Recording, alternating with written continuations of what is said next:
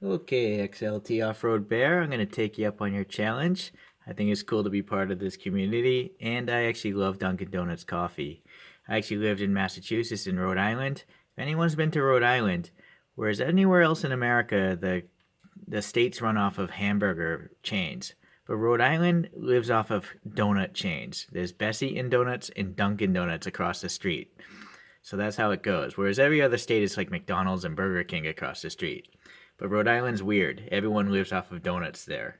So, anyways, here's my top five, and some have childhood sentimental value. This one here is a toy I actually kept from a child. I only have three toys from my childhood. This thing was from 1977, but it's 152 scale, so I don't really count it as this kind of part of this hobby. But even as a little kid, I knew there was something special about this. I have a video on this somewhere in my history explaining the technical details about this. And so I knew even as a kid that this was going to be something I want to have as an adult, and I kept it. But here is a Kyosho version of it that actually is supposed to be 1/64 scale, the Tyrrell P34. And I do believe that Mini GT is going to be releasing one this year, so I'm looking forward to buying that because I don't like these axles here on these Kyosho ones. They look like Hot Wheels. So, but right now it's still the best P34 and 1/64 scale. Pretty decent detail, but I'm really hoping Mini GT knocks it out of the park. Okay, so that's what's going on with this one. Just childhood attachment to this car. And it is a technical marvel, actually. Quite an interesting story behind the shape of this vehicle. Okay, so the next one also has some childhood memories. When I was a kid, I had like a Matchbox or maybe it was a Tomica of a Fiat 131, but it was, I think, just a normal street version, not an Abarth. And I recall it was brown, but I can't find any images of it online. So I don't know who made it. I can't find any pictures. But something about that car, even as a kid again, it was just so weird to see a car that looks so square and boxy. Even this rally car, it looks like a tissue box almost. The bottom half of it is just so square. But this actually represents a certain part of history in world rally racing, where the cars are so powerful and so fast that unfortunately a lot of people died racing these vehicles, and eventually the FIA reduced the power output, and so the racers aren't killing themselves racing these things.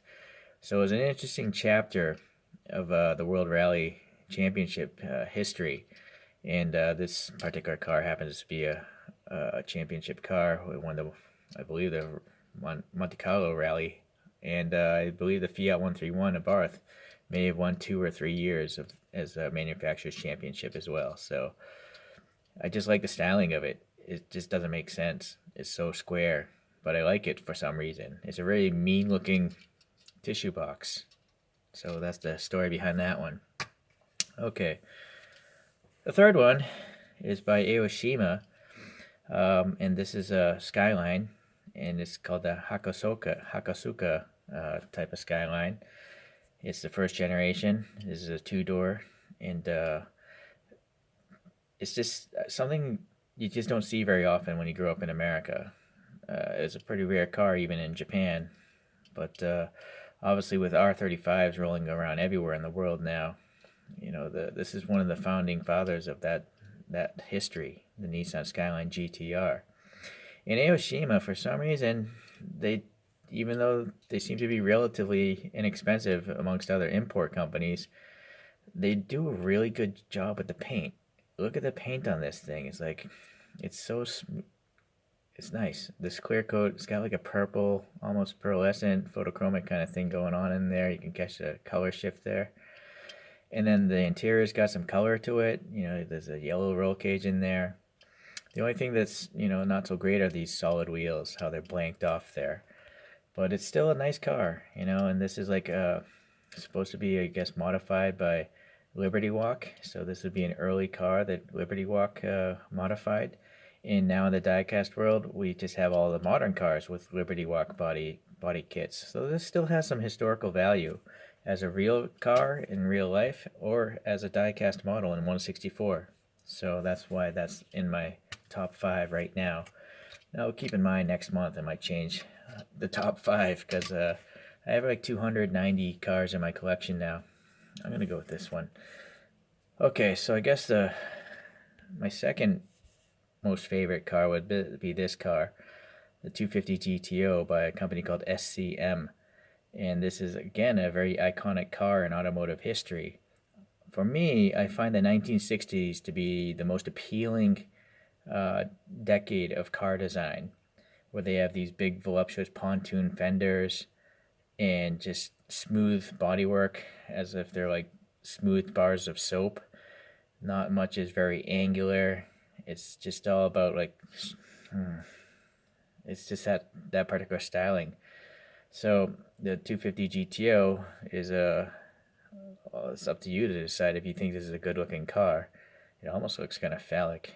It's kind of weird actually, but this car, I know it when I was younger, when I was maybe like in my teens or maybe 20s, one of these sold for $10 million at auction, and so I just thought that was a crazy amount of money to pay for a used car. But obviously, being a Ferrari, as an adult now, I fully understand the significance and why someone would pay that much for a car like this. But okay, so now the actual model SEM. I mean, just look at all these tiny details on this thing. All the photo etched metal parts, these latches holding down the hood, these little locks, I guess. This little super thin piece of plastic for this wind deflector in front of that hood scoop. I mean, the photo etched grill here that's instead in the rear quarter panel. The photo etched wire wheels that are actually 3 dimensional. I mean, it's bent metal, each of those spokes. So, uh, this is a weird metal diffuser down there, which someone says may not exist on the real car. I'm not really sure. But the interior, you got those tiny metal struts in front of the gas tank there inside the back. And then look at all these interior details. You got the silver rings there. You have the chrome shift knob, and then you have a wooden steering wheel. Oh, and also the sliding glass windows there. There's 2 layers of plastic there, and they slide. Well, they don't really slide on this model, but it's representing that.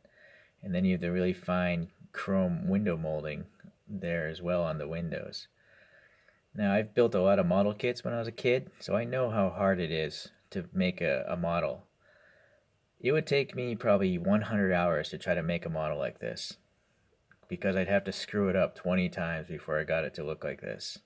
So that's why this is an expensive model, but for me it's worth it because I know it would take me so long to try to duplicate this if I did it myself.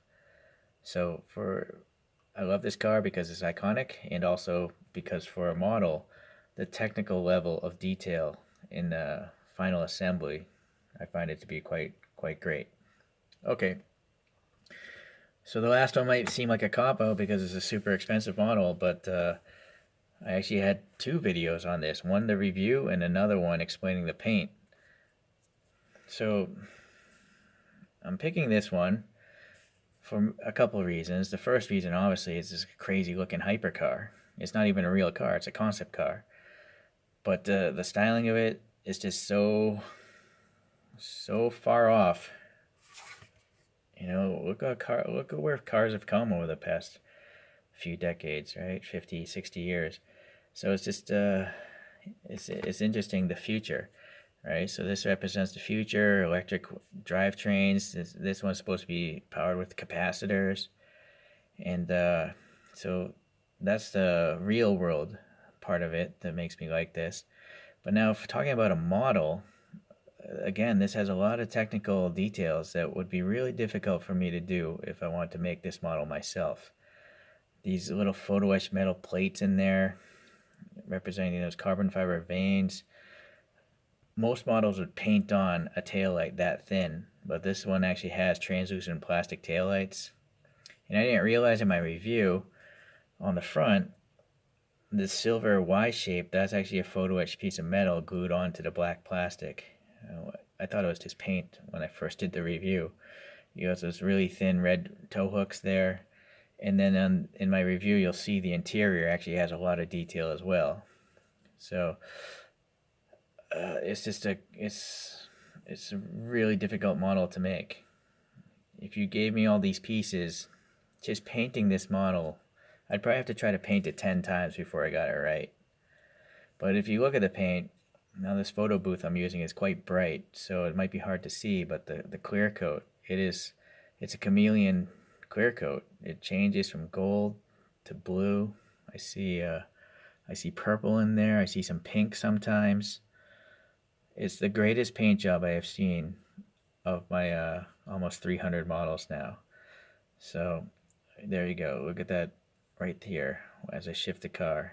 So it's really quite something else. I love it. So that is what's going on with my favorite five as of February 2021. At the end of the year, or hopefully we'll have another challenge, maybe every few months. I don't know. But that's what's going on for me. Okay, guys. Well, we'll see you around. Happy collecting.